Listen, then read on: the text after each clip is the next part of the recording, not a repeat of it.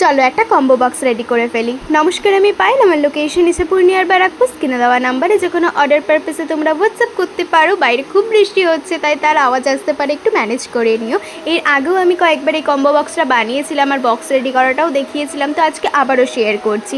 যখন এই কম্বো বক্সটার ভীষণ ট্রেন্ড হয়েছিল, আমি এই বক্সগুলো খুব খুঁজছিলাম, কিন্তু আমার যে নিয়ারেস্ট মার্কেট রয়েছে তারা বাল্কে অর্ডার না দিলে সেগুলো আনবে না, আর ওগুলোর কস্টও একটু বেশি পড়ে যায়।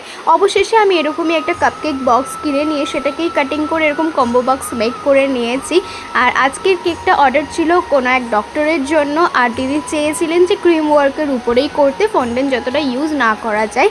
আর যেহেতু একটা বাজেটেরও ব্যাপার রয়েছে, ফন্ডেন্ট অ্যাড করলে তো কস্টিংটা একটু বেড়েই যায়। আর এইরকম কম্বো বক্সের উপর কিন্তু অফার চলছে রাখি স্পেশাল। আমাকে হোয়াটসঅ্যাপে পিং করলে আমি রাখির প্রাইস চার্টটা তোমাদেরকে সেন্ড করে দেবো।